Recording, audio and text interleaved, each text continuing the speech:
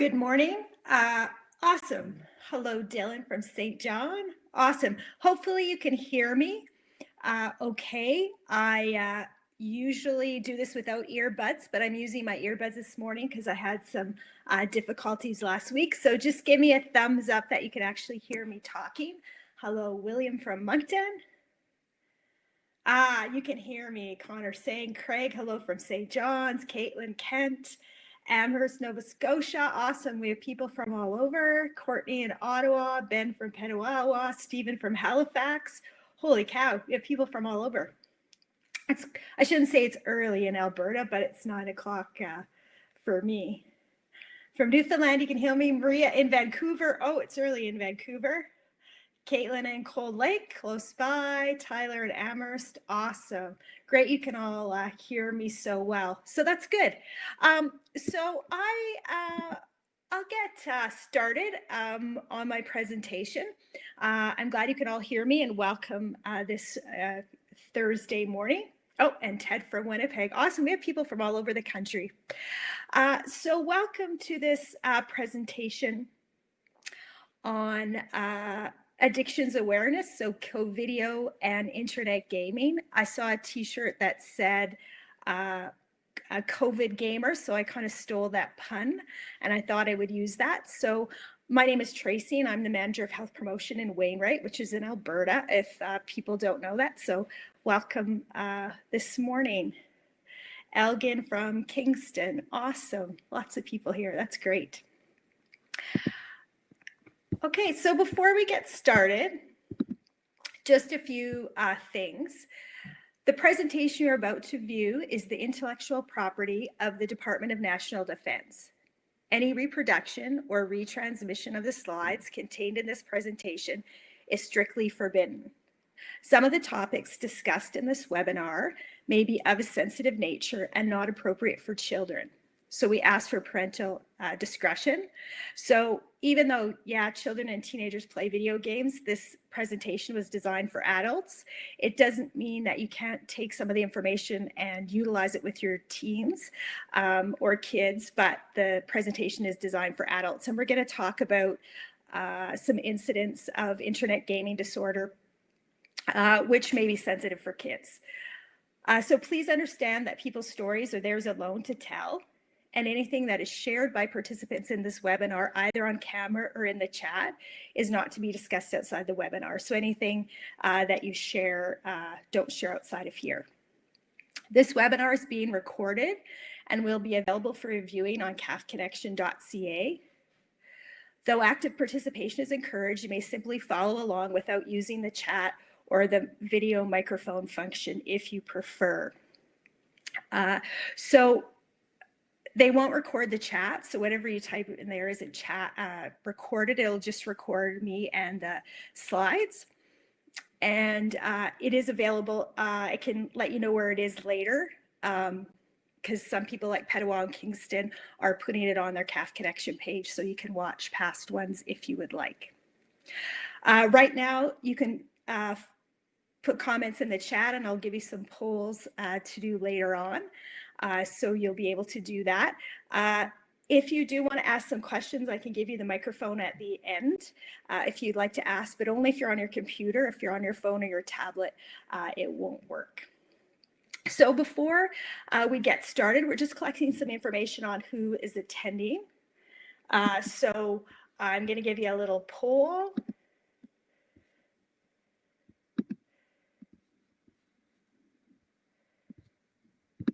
So it'll come up in the poll. So what is your affiliation with the CAF community? Are you a survey member, a veteran, a family member, a civilian employee, or other? Give everyone a few seconds to answer that. If you've been to any other webinars, we always ask that same question at the beginning. Still a couple more people to answer. Oh, we have lots of members on. That's awesome.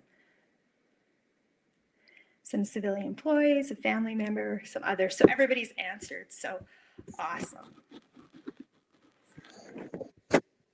Okay.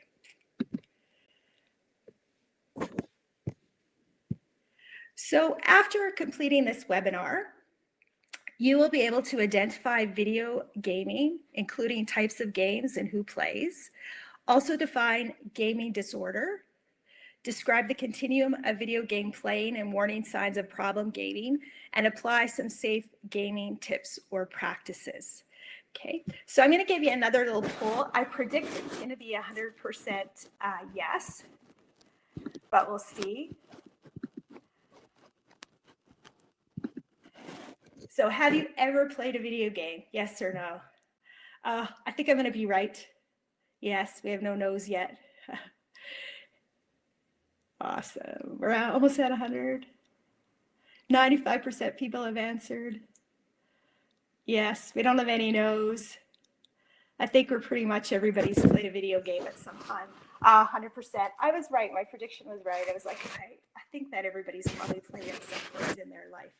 Okay, so thank you for doing that. It's good to know we've all had that experience. Most people have played a game at some point in their life. So we're going to look at some of the different genres of games. So for some people, if you're an avid gamer, it might be a bit of a review for you. So there are massively multiplayer online role-playing games. And those are things like World of Warcraft, Guild Wars, Final Fantasy. And we'll talk more about those later because there's some qualities about them that make people want to play longer and make them a little bit more addictive. There's first-person shooter. Probably everybody, if you haven't played it, you've definitely heard of Call of Duty. There's Borderlands, Team Fortress, Far Cry, Battlefield. There's casual video games like Candy Crush, which I have to admit I have on my phone, Farmville, Bejeweled, Angry Birds, Flow Free, Temple Run. So just those casual ones. Some people play the Bubble Witch or whatever as well. Action games, so things like Grand Theft Auto, Fallout. Real-time strategy games like StarCraft, Europia, Universalis, Civilization, Total War, Age of Empires, Heroes of Might and Magic. And then there's sports. So people can't watch sports right now. If you want to play football or hockey or basketball or UFC, there's games for that as well. So those are the different kind of genres. So why do people play video games? So to help qualify or articulate motivations on internet game playing, they did a study where they asked 40 questions to 3,000 different gamers. So they came up with these motivations and they kind of chunked them into achievement, social, and immersion. So achievement, people like to play because of the advancement. Okay, so they like to progress in the game. They like the power, the accumulation, the status that they gain. Some people like to play for the mechanics, so the numbers, the optimization, the templating, the analysis that can come with some games. Some people like the competition, so challenging others. They like the provocation of others and the domination that goes with certain games. The socialization, so some people like the casual chat they have with people, helping others, making friends, meeting people. Some people like the relationship aspect that may develop. So you develop a personal relationship, you may self-disclose with others, and you can find and give support to other people. And some people enjoy the teamwork. So they like the collaboration, they like the groups, they like the group achievement that goes with that. And some people that like the immersion, so the discovery, they like the exploration of the game, the lore, the finding the hidden things. Other people like the role playing, the storyline, the character history, the roles, the fantasy that can come with some of the games. Customization, so the appearances, the accessories, the styles, the color scheme. So some games, and we'll talk about them, you develop an avatar so you can personalize that, and people really like that. And then the escapism. So you relax, escape from real life, and avoid real life problems as well. So sometimes when I play Candy Crush on my phone, I'm definitely doing it for a break and that little bit of escape for a bit.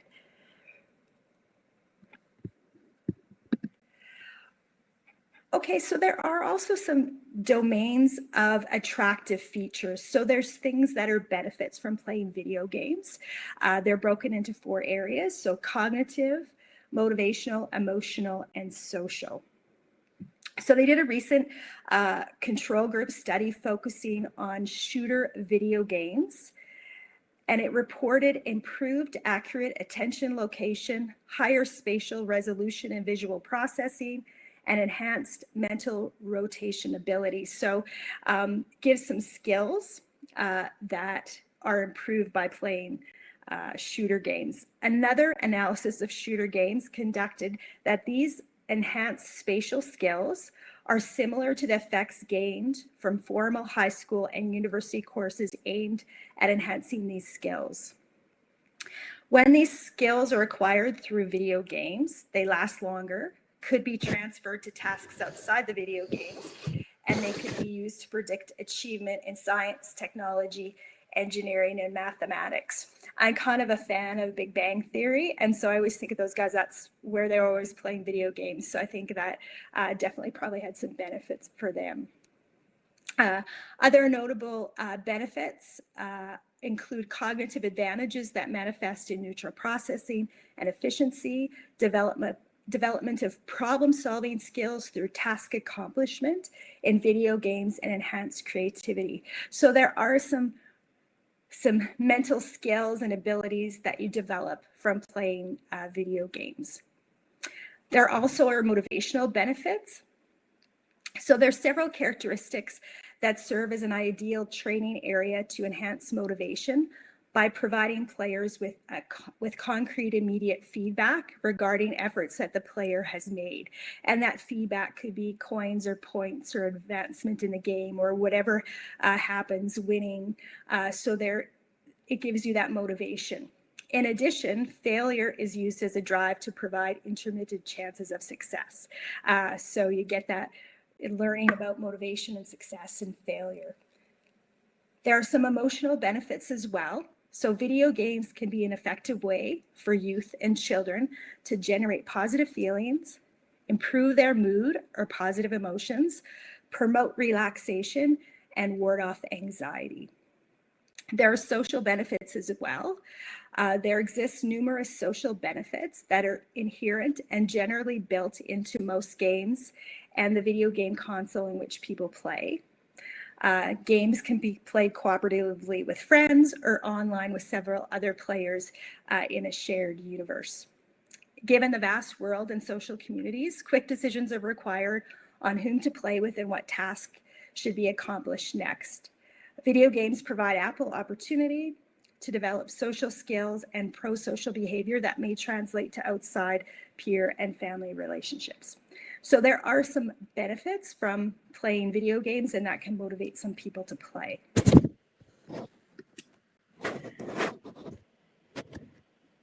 Next thing as well, why people might play, the money, the recognition, the attractiveness of becoming a professional through eSports. I didn't know, I guess maybe I knew, but I didn't know too much until I was kind of preparing for this and did some more reading. But yes, you can be a professional video game player, and they can make a lot of money.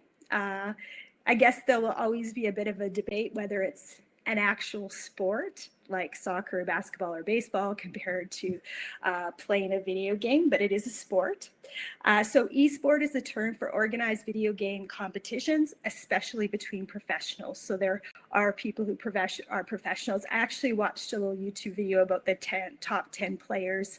I didn't find it that interesting, but lots of them were like, you know, you have to be a certain age before you can become a professional. I think you have to be 15 or 16 and stuff. So it's kind of interesting. But so the most common video games you'll see in eSports are real-time strategy, fighting, first-person shooter, and multiplayer online battle games. Most competitions will take place in Europe, North America, Australia, or China. South Korea has the best established esports organization, and they've been licensing pro gamers since 2000. So for about 20 years, this has been happening. So in 2014, ESPN actually broadcast the international finals, so the annual world championship for the video game Dota 2. So it's an online multiplayer battle game. It was marking the first time that eSport event had been simultaneously broadcast on a mainstream channel. So starting to go into the world of, I'll call them physical sports or traditional sports. So there are several organizations. So just like we have the NBA and the NHL and all those different governing bodies, there's ones for esports as well. So the Major League Gaming is the North American Professional Esports Organization, and it's based in New York City.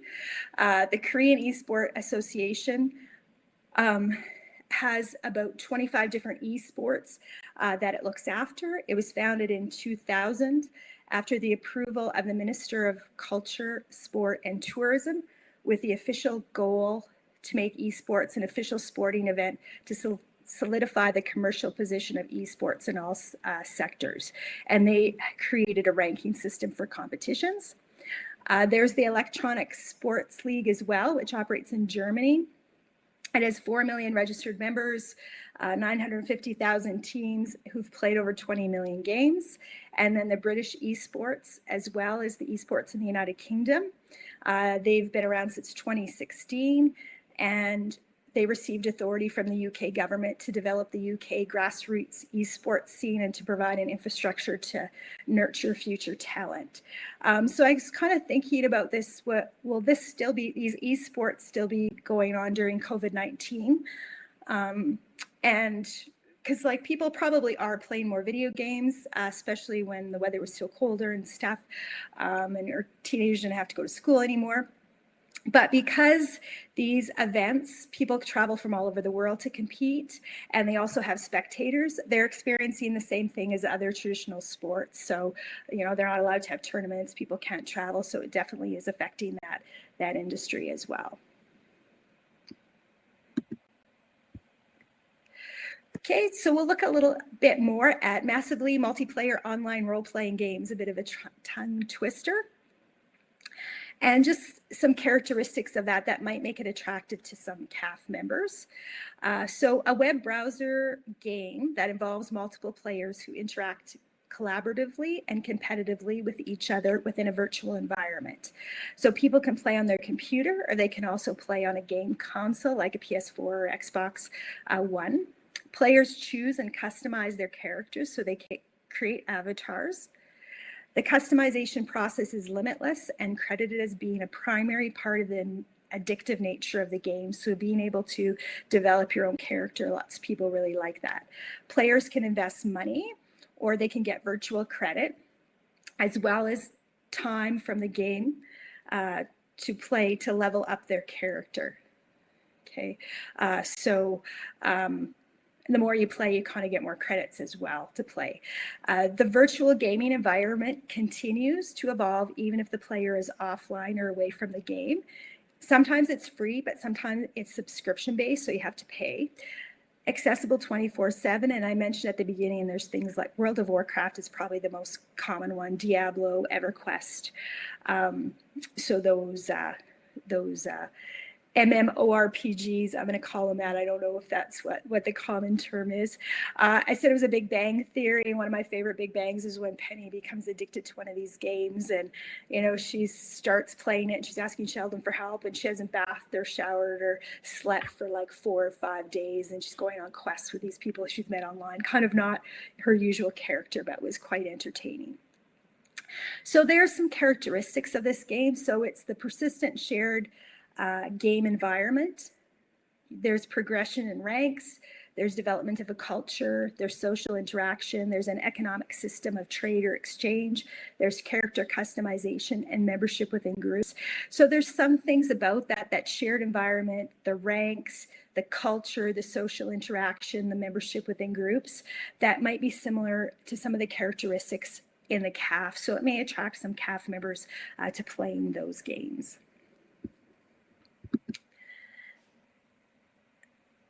As well, of course, the industry wants you to play because they make money from doing that and gather information about you. So advertising and profit.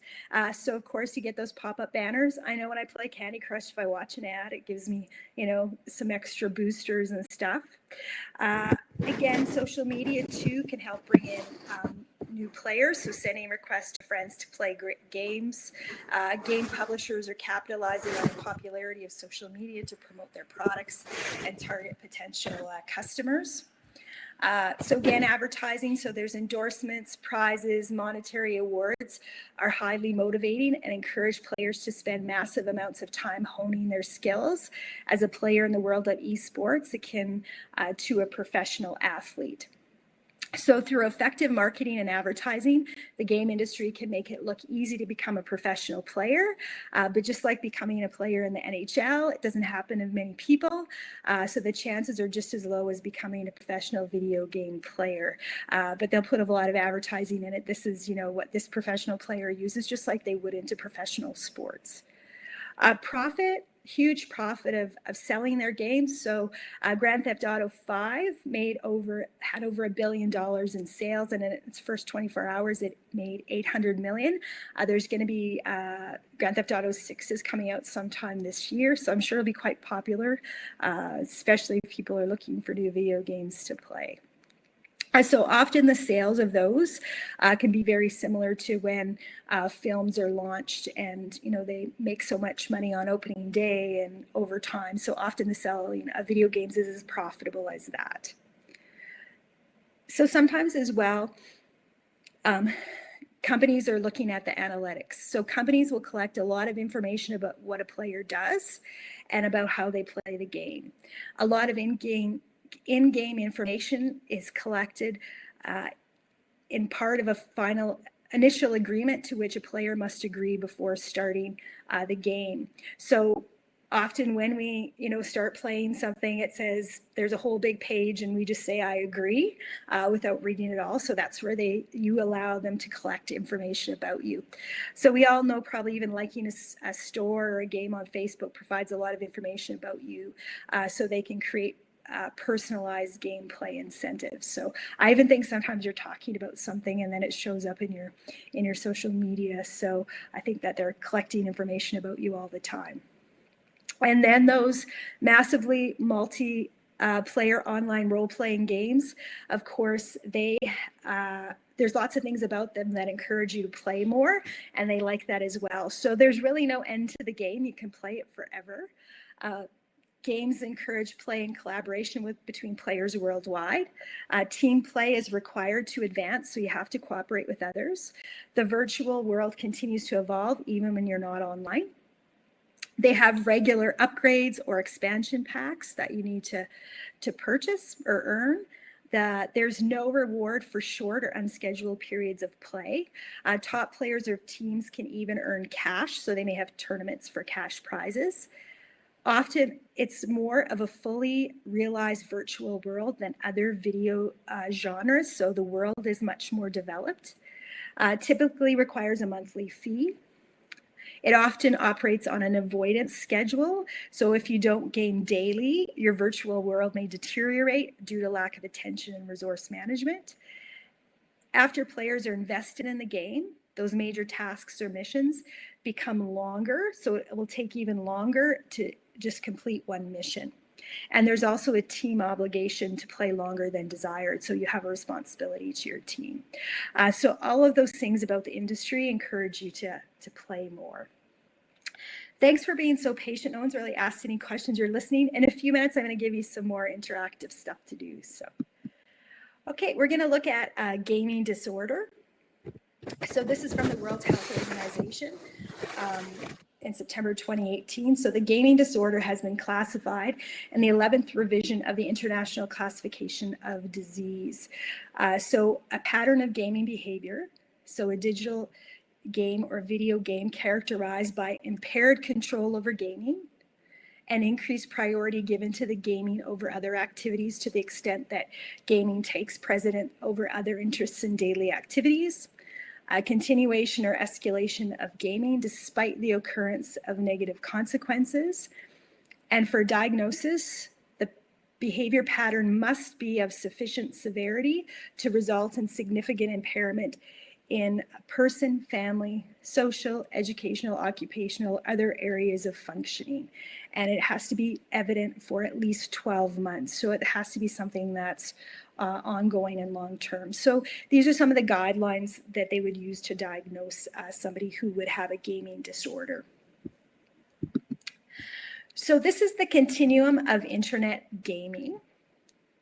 So the continuum reflects the balance between playing video games, mental and physical health, academic and work responsibilities, personal responsibilities, and social responsibilities. So if you increase the amount of time you're playing video games, other factors may be reduced since the amount of time in the day can't change. So if someone goes from playing 1 hour a day to playing 6 hours a day, they are going to give up time on their health, their work responsibilities, their personal responsibilities, and their social responsibilities. So I'll go over each stage. So the first one in the green does not play internet games. Pretty self-explanatory. If you're not playing games, you don't have to worry about balancing video games with the other things in your life. Next is casual or social internet gaming. So still in the green, so people play, but they have a balanced life. Nothing is at risk, and the video game doesn't consume the individual or compromise their social life or their work life. So they play, but they have good balance. Then when you get into the yellow, starting to get more into where video gaming plays a more important role and is less balance in their life.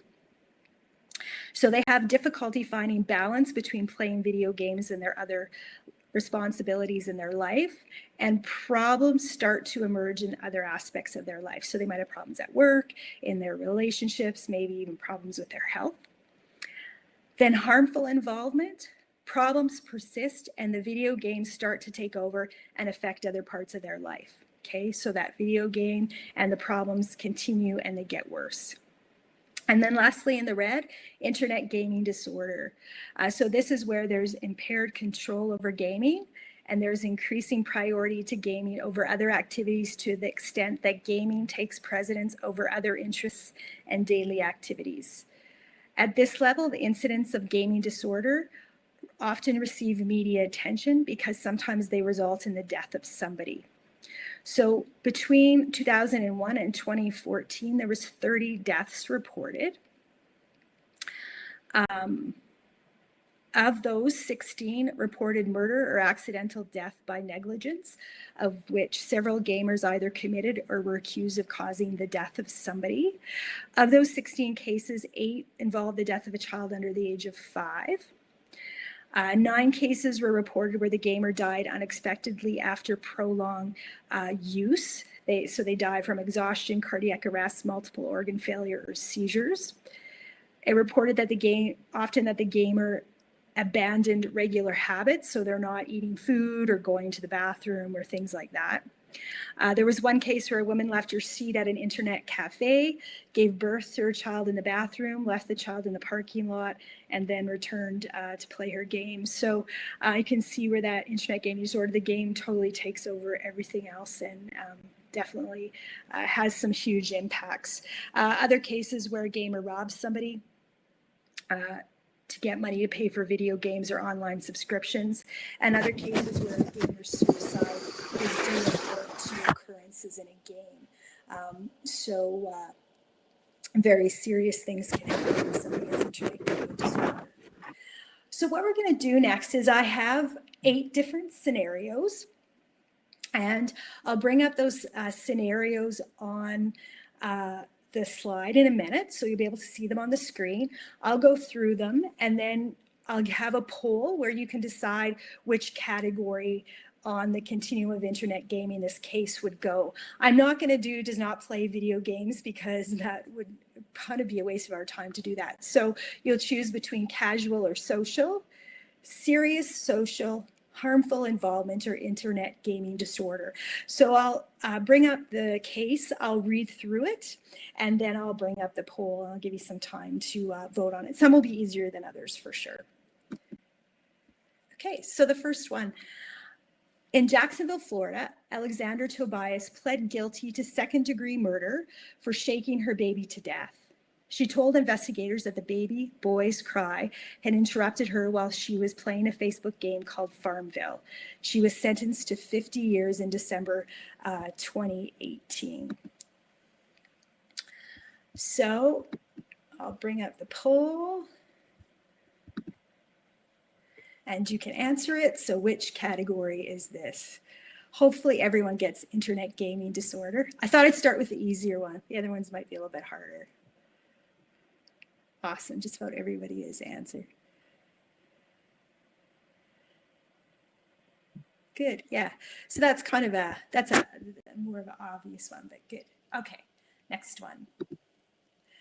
So Stacy loves playing games on her phone and finds gaming entertaining and fun. She makes several in-game purchases per week. She has a part-time job and she's saving money for college. She also manages to pay her credit card off every month. So where is she on the continuum? Share that so you can see it. Casual or social, serious.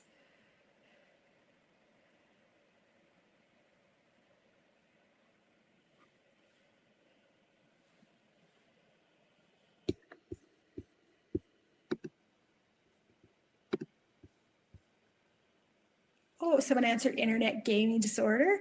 Okay, it actually is casual or social. She is playing and she is making some purchases, but she's still, saving her money, and she seems to have that balance. She's paying off her credit card and stuff. So she's just that casual or social player. It doesn't mean she can't progress into that serious social, but she right now is still just that casual or social. Okay, good. Next one. Mike plays World of Warcraft every day. He enjoys the social aspects since he is kind of shy and gets nervous easily in real life social situations. When playing WoW, he can be social and not have to worry about embarrassing himself. Over the past months, he is choosing to play World of Warcraft instead of hanging out with friends. Okay, so I'll bring that one up. Mike. So what do you think Mike is? Serious social. It's a race between serious social and harmful.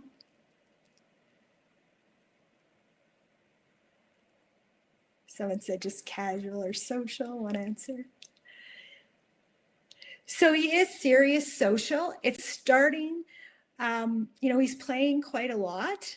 There's not as much balance, and we start to see that he'd rather do that than spend time with his friends. So he's starting to not have balance between his video game playing and his social responsibilities or social activities. Okay, next one. James enjoys playing simulation type games. He has created a virtual world with an avatar who has a girlfriend.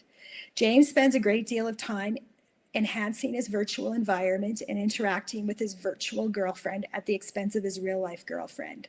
James does not see any problem with the time he spends online, but his girlfriend is complaining and wants him to stop gaming so much. He gets angry with her when she tells him not to play.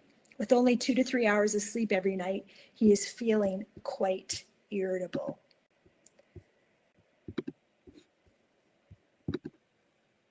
Okay, so you can vote on James. Harmful, internet gaming disorder. I think, yeah, awesome, good. Harmful involvement, internet gaming disorder.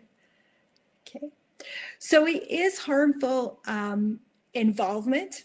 Okay, but definitely could be on his way to internet gaming disorder, especially if it continues. But we can see here it's affecting his relationship because his girlfriend is not happy. He's spending more time with his virtual girlfriend than his actual girlfriend. He's not sleeping. He's playing, a lot of hours. Chances are if he's only sleeping 2 or 3 hours, his work responsibilities or his academic responsibilities probably are not doing well. It's probably affecting his mental and physical health as well, and he's more irritable and things. So it is harmful involvement, but definitely could be on his way to that internet gaming disorder. Okay, Derek, scenario number 5. So Derek plays online video games after work on days he's not playing sports. He usually plays for a couple of hours until his wife gets home from work for dinner. On occasion, he plays too late and is tired the next morning at work. But he consistently finishes any work or assignment on time and receives high praise from his supervisor.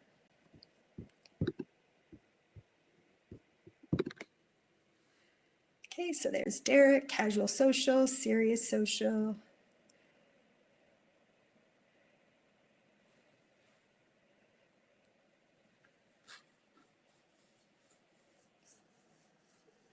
Not quite everybody's answered, but I think we're close enough. So he is the casual or social,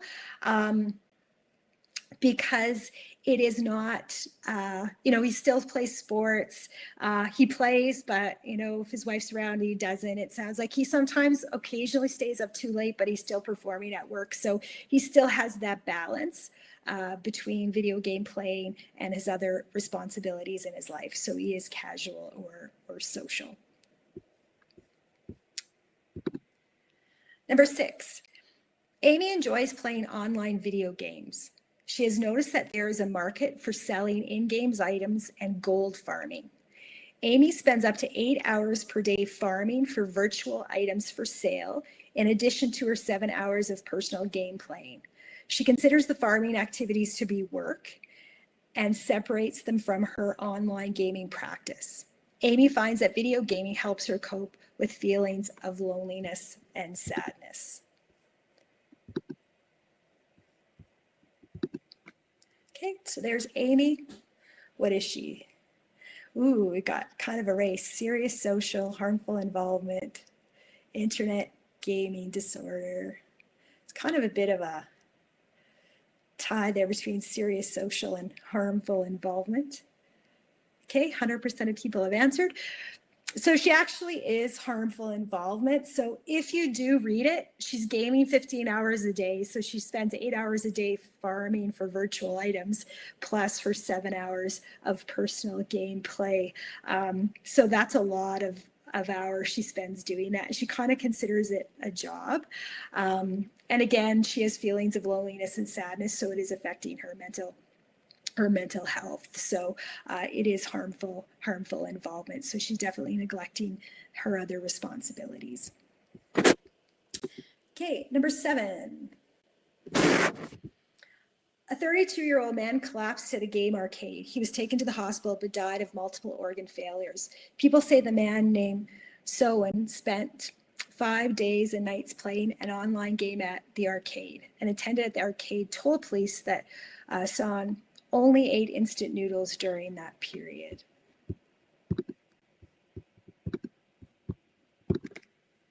Okay, so an internet gaming disorder. Everyone should get that one, hopefully.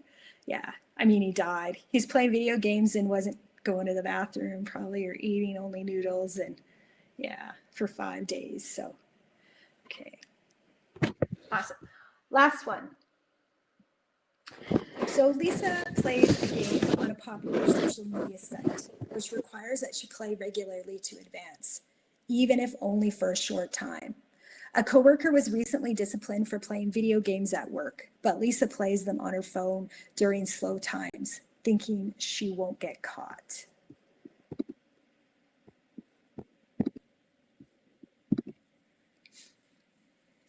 Serious social, harmful involvement, casual or social.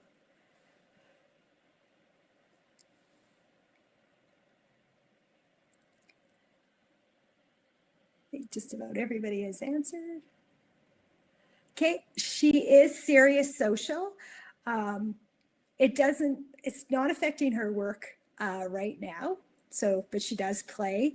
But you could see easily where she might start to move into that harmful involvement if she is playing at work. But she's kind of starting to, play a little bit more socially. You can see where there's start to be some issues with her work, because of course she feels she has to play to advance.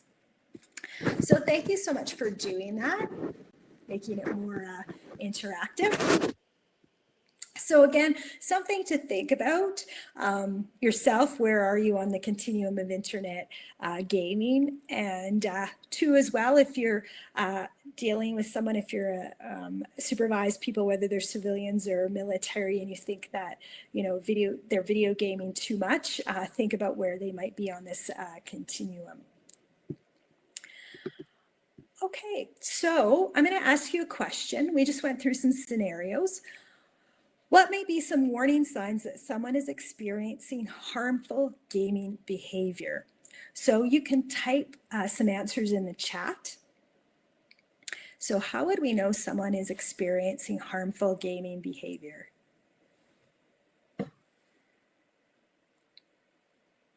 So what are some of the things we saw in the scenarios? Lack of sleep, not sleeping, forgetting to eat, loss of priority in real-world applications, they're angry, a decline in personal hygiene, yeah. Using diapers, ooh. Oh, holy cow, I gotta go back up, I missed some.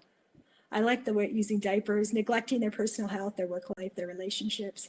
That's their only topic. Ted said they're angry, depressed, when the quality of work is affected, excessive gaming, ignoring personal hygiene, avoiding family to play, neglecting personal relationships, compulsion when gaming becomes a priority instead of life, daytime fatigue, lack of performance at work, mood changes, and neglecting relationships. Awesome, you guys did an awesome job.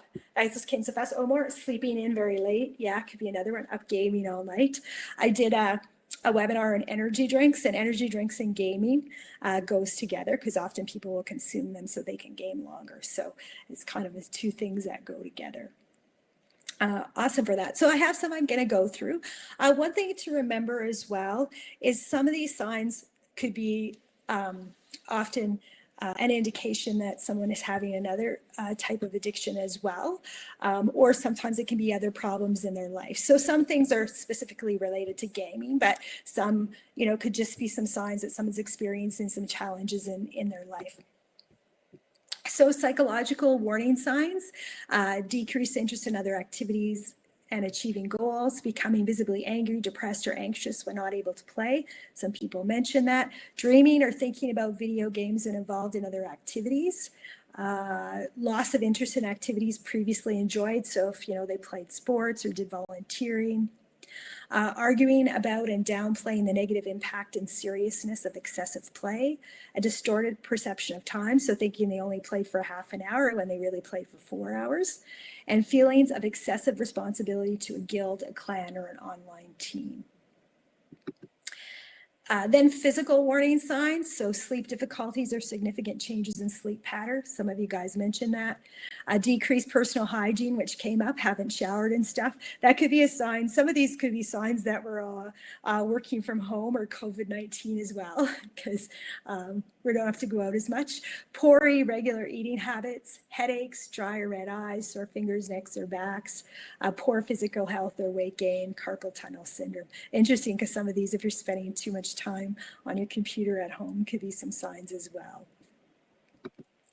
So behavioral warning signs, decreased academic performance. So someone mentioned that work performance, less effort in homework and studying, neglecting important responsibilities in order to keep gaming, more and more time spent playing the game, attempting to play at the first available opportunity. So walking in the door and starting to play. Inability to quit despite a desire to do so. So wanting to stop but not being able to. Reading about the game, discussing the game with fellow players in online forums, or writing about the game. Spending large portions of their allowance or income from a job on gaming accessories, expansion packs, computer upgrades, and microtransactions, and frequent or occasional gaming binges. So maybe going home after work on Friday or home after school and playing straight through to Sunday morning. So having a binge where they're playing for a very, very long time. And lastly, relational warning signs, and some of you mentioned, not spending time with family and things like that. We did see the one case study where the guy spent more time with his virtual girlfriend than his real girlfriend. May resort to lying when it becomes apparent that the game may be disallowed or restricted. So especially if it's a teenager. They would rather play video games than engage in other activities or go out socially with friends. So instead of meeting their friends, for coffee or playing sports or doing things like that, they'll rather play video games. A decrease in parental time is primarily replaced with gaming and online friends. So again, not spending time doing their parenting responsibility. Others you trust and respect begin to notice problem, and you blaming others for excessive play. Okay, so these are just a few tips for healthy gaming. When I was going through them, I think that they're probably all healthy tips for us right now, whether it's we're watching too much Netflix or spending too much time on social media, because we're probably all doing that right now, especially because the activities we can do are a little bit limited. So outline priorities ahead of time. So what do I have to do first before I start gaming? Pay attention to how much time is spent gaming. So you can have a journal or a log, keep track of how many hours you're playing video games and also your thoughts and emotions while gaming. Plan designated times for gaming. So make sure you have a clock by your computer. You could even set an alarm. I'm going to play for 30 minutes and then my alarm's going to go off. Make your online friends aware so that they respect your decision and become a support, because some games you're playing with other people. So let them know, you know what, I'm trying to cut back on playing. Can you please be supportive? Turn off your computer and phone at certain times each night. That's probably a good one for all of us. They say it affects your quality of sleep. I know there's been lots of webinars going on about quality of sleep, and that's always one less screen time before bed. And limit the number of hours you're exposed to and play video games. So you can place your gaming devices or your phone away from your bed at night. Don't eat in front of your computer or gaming device. Be aware of possible video game triggers and have video game and technology-free days. So it says engage in online gaming and offline gaming and social activities with friends and family. So, you know, there's other types of games and things you can do if you really enjoy that, and do social activities with friends and family. So does anyone have any other healthy tips they can think of that people could utilize to make sure that their gaming habits are healthy so that they're in the green and don't get into that that yellow, orange, or red that they've used or that they know work?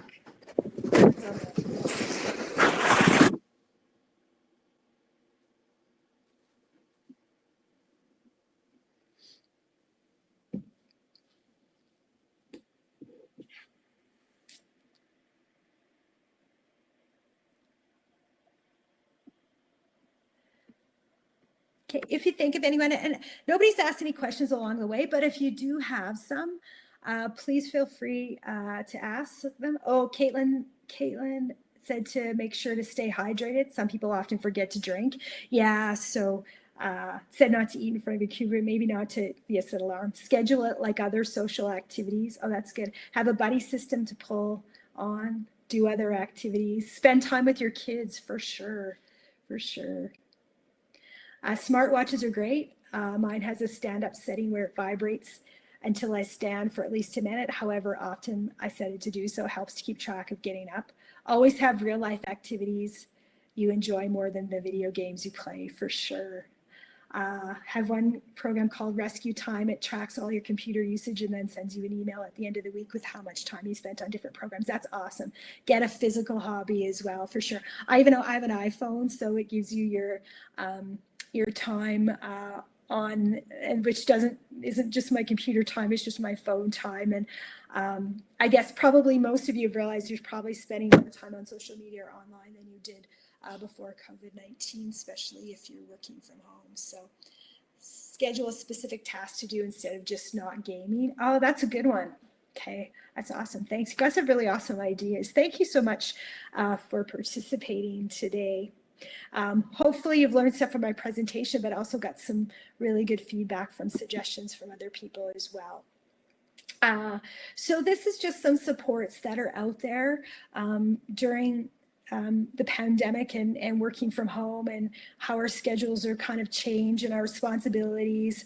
So just some resources where you can reach out for help or more information. So the Canadian Forces Member Assistance Program, the Suicide Hotline, information about COVID-19, Family Information Line, Sexual Misconduct Response Center, the Kids Help Phone, and CNP Administrative Response Center as well for information. May I screenshot the screen? Certainly you can, Diego, you totally can screenshot it. Yeah. Okay, They do schedule me an hour, but it didn't take that long this morning. I knew it would be a little bit shorter. But while we're kind of finishing up, I have 2 last polls for you. They are just about your experience today. I will make them private, so they can't be seen. So just at your own leisure time, you can answer them. It's asking you about the platform and what you learned today. And if you think of any questions right now, you can totally type them in there. If you turn computer to grayscale mode, you can help reduce some of the usage. Oh, that's kind of good to do that, because then it's not, probably doesn't affect your quality of sleep as well either. Get less immersed in the bright colors. Someone said Candy, that's why Candy Crush is very addictive, because it's the bright colors. So yeah, see that, put it in gray, then it's not as attractive. Okay, awesome. Thanks, Elgin.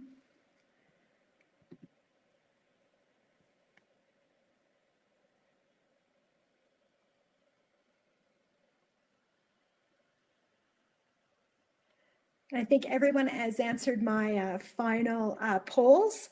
So I hope everybody enjoyed this. I know it's only Thursday, but it's almost the weekend. Sometimes we forget what day of the week it is. I hope everybody enjoys their weekend, gets out. I know we're supposed to have some really nice weather here, which is good. So all the more reason to not spend time either video gaming or looking at our computers or our phones and stuff, and getting out and enjoying that, but still practicing that social distancing. So thanks very much for attending, and we will, Craig said, stay safe. Yeah, no problem. Thanks. I'm so glad people came from all over. I really enjoy that.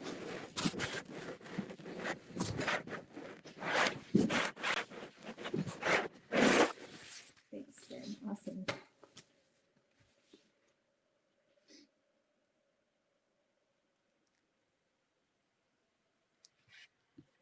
I guess I can stop sharing.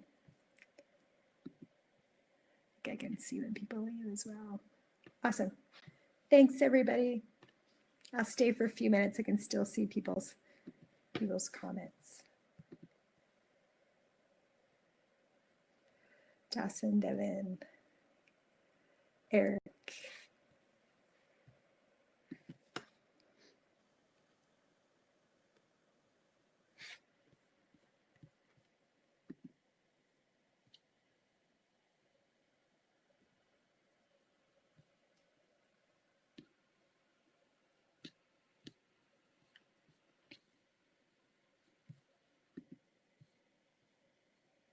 Courtney.